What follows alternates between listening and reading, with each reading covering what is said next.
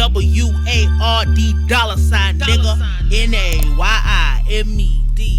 Welcome if you're new. Welcome back if you're returning. My name is Nayim. I am your host. It's been almost 2 weeks since the last time we chopped it up, but in my absence, I actually wrote a rotating show schedule so you'll know what's going on based on the day of the week. Number 2, I'm changing the name of Digital Scribology to Q&A because I get a lot of questions about getting into songwriting, what's going on with the business, what's going on with a lot of different things, how to do certain type of things. And I want to answer all of your questions, and I feel like this would be the best format to do that. So Digital Scribology is now Q&A, and how you can participate in that is just put your question in the comments, whatever you want to know in video format, or you can write me on Instagram. Let's just keep it to comments and Instagram for those type of questions. Third thing is we're having our first live stream on Sunday, and Sundays is probably going to be the days that I go live whenever I go live. So if you want to be a moderator, make sure you show up. Now, I got that done in a minute. I feel good about that. So, welcome back. We back here to talk about real shit.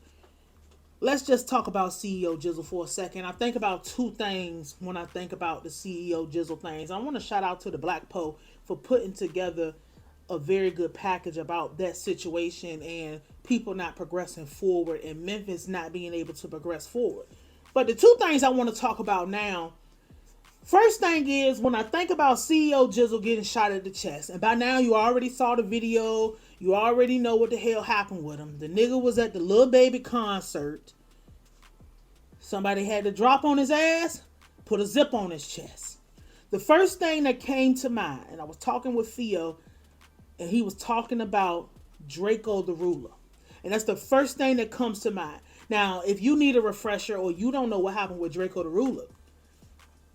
Ruler was at Once Upon a Time LA.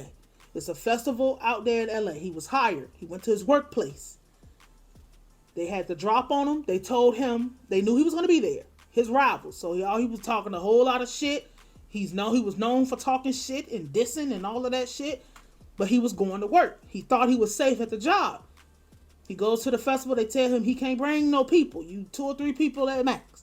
So he got the little bit of people he got. YG and his people. They walk around the metal detectors. They don't get searched. It's about 30 of them motherfuckers. Before Draco could go on stage, they found his ass. They stabbed him in his neck. And they left his ass to fucking die. And he died. And that's what fucking happened. And I'm refreshing your mind on that situation is because people with notoriety and motherfuckers that have something going on, I don't give a fuck if you're just a manager at Burger King. Anybody in any type of authoritative situation needs to understand that there are no more sacred grounds. Being anything sacred does not exist anymore. They have dissolved it. They have destroyed it. There are no more rules. There's no more protocol, and nobody is safe anymore. The workplace used to be a place where, concerts, motherfuckers used to fight, motherfuckers would get jumped, all type of shit would be happening, but security will escort them. So CEO Jizzle, even though CEO Jizzle is not the main attraction at the Lil Baby concert, it's in Memphis. And you are famous wherever you are at, and you are a guest with Lil Baby. If y'all don't know how security and shit works with a lot of these people, because we know security is frowned upon in our culture, these people don't have their own, most of these niggas don't have the money to have their own security. So if you have security, a lot of times you just hire whoever the top security or whatever security you can afford in the cities and in the places that you go. You hire whoever's there.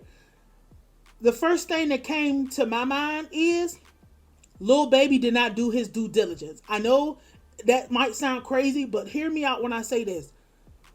After a certain dollar amount, you need to be moving like the president. How does the president move? And I'm saying move like the president. These niggas idolize the mob and all of this shit, but the reason they idolize the mob because the mob moved like they had Secret Service.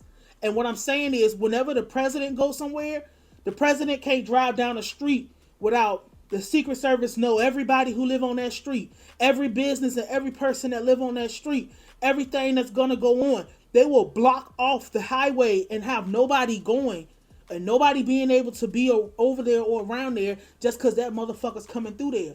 When the president goes to a place like a hotel or a restaurant or something like that, let's do the hotel. When the president does a hotel, goes to a hotel, on the floor that the president stay on, can't nobody stay on that floor but the president. Also, nobody can stay above and nobody can stay below the president. If you have a criminal record or you have anything that is questionable, according to the Secret Service will tell your job, you need to take the day off. That person cannot work this day. This person cannot be nowhere near here. If it's your place and you even sketchy, they will not come there. They will not have nothing to do with that. They have done full life background checks on everybody that's going to be in the fucking vicinity. When the president goes to a restaurant, no, the president, you will never see a president actually eating somebody's food. They'll take a picture, they'll smile, shake the hand of the fucking owner, all that goof troop shit. But you will never see them actually engaging because the president does not eat anything that has not been 100% observed, cooked by a special staff. It don't matter. The president's not eating at McDonald's. The president's not eating nothing at Mama's hot dog stand. The president wouldn't be in Memphis eating Makeda cookies. It's just not going to happen. And you want to know why? Because it's called doing your due diligence. Lil Baby. Now, I brought that up because obviously somebody had the drop on CEO Jizzle to be able to connect with whoever is in charge of FedEx Field. So it could, or FedEx, whatever the fuck that place is. I think FedEx Field out here. I don't know, whatever. The FedEx place where the basketball people play. Somebody had to have some type of connection to be able to get in there with a gun unless CEO Jizzle was shot by the cops or the security or whoever the fuck was securing the venue.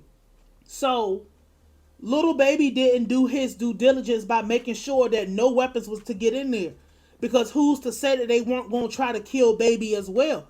Baby is worth well above 7 figures by this point. Well above that. So the standard 7 figures being 10 million. He's worth more than 10 million. He's worth more than 10 million. Probably worth 9 figures by now. 8 figures. I didn't mean to see. Let's say 6. 6 is a million. 7 is 10. 8. So he's worth at least 8 figures to somebody at this point. So at least 7 figures to himself. 6 figures. 6 figures is not a million. 7 figures is a million. 8 figures is 10 million. So he's worth at least 8. 9 figures. He's worth way above that. He's worth at least 9 million. I'm fucked up on the math, my bad. But the point is, he's worth something. And you have to think about your life in the terms of what's actually going on. You cannot think about your life in terms of what you wish it was. You can't think about your life and your business, because your life is your business when you are an entertainer. You cannot think about you can't be fantastical and living in a fucking mystery utopia when it comes to this. You have to assume everywhere you go, somebody's trying to kill you. When the president goes somewhere, like I said, and the one thing I forgot to mention about that shit was when the president goes somewhere, motherfucking listening devices is checked for. They check for bombs. They check for weapons. They check for motherfuckers in the area who have weapons. They're not going to go nowhere or be around nobody who have just all type of shit. Everything is being checked. Why? I mean, we know why niggas don't do it, because they can't afford to do thorough checks like that. But they did not secure their venue and do their own due diligence for that to make sure they didn't come in there. And CEO Jizzle, if he had any motherfucking sense, he would have at least tried to do some vetting. Because the vetting that could have been done was seeing who was the security that was hired. Seeing who the fuck was going to be coming in there. Screening to see if people was going to actually be going and actually attending. And who did these people in the venue have connections to. And these niggas have beef. Because we know that CEO Jizzle, either he did it or somebody did it for him, took Migo chain. So this motherfucker didn't come in there as no patron saint. He didn't come in there as a person who didn't have no problem. You're a part of a camp. They say it's Young Dolph's cousin, but you're a part of a camp that is one of the 2 biggest camps where you are from. Also the greatest beef history between camps in the city that you live in and the city that you from, and you forgot that you still got to live there. You didn't do your due diligence, and that's why you have a zipper on your motherfucking chest. It's just it really be as simple as checking. My thing is, regular people could apply this shit to their life by just saying, wherever I live at, I'm checking to see who the sex offenders is where I'm at. You want an in-depth analysis of that? It'll cost you a couple dollars, but at least you'll know who the fuck's in your area. Doing your due diligence at the workplace is very important. Because why wouldn't you want to know who the fuck is going to be somewhere that I'm going to be at, where I need to make sure you're going into a room with strangers. You need to make sure you get in there and you get out. You need to make sure you can be able to come and go in peace. But motherfuckers don't. Niggas is on drugs and doing all type of crazy shit, so they don't have that mindset to think that far. But I want to move away from that because I don't want to be here too long since it's our first day back in 2 weeks, and move to CEO Jizzle and his fucking attitude about this. He's not being honest about what it is really like to have a zipper. You have a zipper, sir. That's not no regular, average, everyday shit that happens. They said he died and he had to be resuscitated. And I'm saying he's not being honest because he's not telling the full story. Lying by omission is lying. Even if you decide you want to get online and, oh, I ain't letting these pussy ass niggas kill me. I ain't letting these bitch ass niggas take me out. I'm a dog, man. I ain't going out like no hoe. I ain't going out like that. You're performative. You're doing that as an act. You're doing that as a performance. You're not doing that because that's just who you fucking are. And not another thing, but like the thing I hate about that attitude so much is the dishonesty comes in is you're selling this as super gangster. Now, let's just say you are super gangster. You're not telling the truth about what it is like to be shot in your chest. You're not telling the truth that everybody does not have the same tolerance level. Everybody can't go through the same things. Everybody's not built the same way. Because see, next time you're not going to get lucky. Niggas ain't going to just keep making attempts and not get your ass. It's going to come. Especially with this kind of attitude, you're definitely going to get everything that you're fucking asked for. You should be thanking God that you're still alive. But you don't want to do that. You want to be performative for people who don't give a fuck about you. You want to be performative for people who don't give a fuck about what you're going through. If you would have died, there would have been another payday for niggas. Like, nobody would have gave a single fuck. Even if it is somebody that they, oh, I like this music, whatever, bro. Like, pretty soon, they're going to stop saying you niggas died, and they're going to take and AI the fuck out of y'all. Oh, he on house arrest, he can't perform. That's going to be the next trick bag. But my thing is, why are you so pressed to impress people online by continuing to talk shit? And nobody told you, oh, I got to surrender to these niggas or nothing. But tell the truth that it's hard for you to breathe. It hurt for you to breathe. You stop breathing in your sleep. You're in an amount of pain that is actually unfathomable. Sometimes you pass out because you're in pain that is just so unimaginable. You're even more doped up on more painkillers, and you're probably never going to be able to get the fuck off of them. Tell people that side of it. Don't just champion the bullshit. And this is why we're in the situation now, because these niggas get up here being performative for people who don't understand that life is not just linear. It's not just black and white, bro. I would have more respect for this if you actually told the truth. Tell the whole truth about 100% of what's going on in your situation. Oh, y'all ain't get me. Oh, I'm a dog, man. Like, no, you don't feel that way. Tell people how you're fucking terrified. And the only reason that you live is because technology and medical professions have developed and are so advanced. And opportunity is the only reason you're alive, because when we have these concerts and these type of things going on, these medical professionals are on standby anyway, because all type of shit happens at these concerts. All type of bullshit goes down. And when you have these, even at NBA games, bro, these medics and shit, EMS, they already was out there. If they wasn't out there, you would have been another statistic. That's the only reason you're still alive. You're not still alive because you super gangster. You're not super alive because you're a fucking dog. You're not alive because niggas are inadequate. You're alive because technology is where it's at. You're alive because you have a higher tolerance for bullshit than other people do. You're alive because you've been through a lot more than other people are, and your level of quitting is not the same as everybody else. Because, see, when it happens to a civilian, they're going to die. When it happens to a civilian, they are not going to be, it's not going to be the same. Tell the truth about how you may or you may not have health insurance, but even if you do, you're going to get a bill in the mail for $240,000 because you had to take the ambulance and they had to fucking do open heart. I got that from Poe. They had to do fucking open heart surgery type shit on you, and you may or you may not be able to afford that. Tell the truth about how if you cannot afford that, you will never get out of debt and it is going to ruin your life. I don't like performative shit. I don't like it. And it seems, and it sounds like, oh, you hate, and it's that, but it's like, that's like me telling you, oh, I started my songwriting career because I quit my engineering job. But I don't tell you that I already had $100,000 in my savings that I could live on. How do it look for me to tell you to do something, or to tell you that it's going to go this way, or to tell you that something is going to be like this if I don't tell you the whole truth about it? You don't know something unless you know the whole truth about it.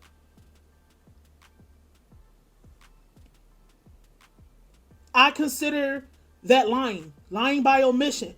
Lying like, oh, woe is me. Ain't no fucking woe is me when niggas is out here misleading people who are dumb enough to not be able to answer questions. Because regular people are looking at this like, damn, they set him up in the concert. And he talking about, I'm a sue, and you should sue. But they set him up in the concert, man, and that's fucked up and that's foul, man. Bro, these niggas erased the rules off the motherfucking table. And like Poe said, where are the niggas that want to stop this? Where is Yo Gotti and all these other motherfuckers that's out there and supposed to be the big dogs to stop this? They're not going to say nothing because they don't want this shit to stop. And you want to know why they don't? Because they don't give a fuck, and they look at this shit as entertainment just like everybody else. Just like you and me. We not at risk of going to the motherfucking concert and getting shot in the chest. Well, I don't really know how true that is because we're in the most lawless time we've ever been in. But those motherfuckers who were supposed to hand out some straightening, they did not do that, and they're not going to fucking do that. Because they have put so much distance between it, I would be surprised if they know about it. They want it to continue because it boosts them up, because they don't have to be bothered with the shit. So the more you kill the other person who look like you, the more you fuck up the other person that look like you, the more you get into bullshit, the less chance you have of being something and making something out of yourself, the less people that they have to compete with. That's the truth of why these motherfuckers is not going, they're not trying to perpetuate motherfuckers actually making something out of themselves. Motherfuckers actually having their ducks in a row. Motherfuckers actually having ducks. They want to keep it so they don't have more people to compete with. Their children are not going to be competing with your children. Their children are competing with other people on other motherfucking levels. So to get up here and to perpetuate like this shit is all good and it's all cool, it's fucking not. Because never underestimate the power of broke people being able to get a couple of dollars from a situation. And niggas that act like, oh, if we want to take it to, you know, obviously it was a setup, but like, if you want to take it to the point where, oh, they paid to get the guns in there or whatever, bruh, and it wasn't no absorbing amount. If you pay somebody rent for 3 months, you can get them to do anything if they broke enough. Morals and integrity and all that other shit and loyalty and all that stuff, people don't give no fucks about. Like, them people out there in their world, they don't give a fuck about that. And you put yourself in danger by being around these people. And baby, if you had any motherfucking sense, and all rappers and all people, if you had any fucking sense, you wouldn't be around none of these motherfuckers. Because when you're around them, if you with them, you get hit with them. It doesn't go no other type of way. You with them, so now you're a target. We're going to talk about that later. I'm going to wrap this up because it's been damn near 20 minutes. But what I'm saying is, the workplace is not sacred no more. All sacred cows get turned into sacred hamburger from now and since probably 2018. There's no more sacred lands. The job is dangerous. Everything is fucking dangerous. So do your fucking due diligence.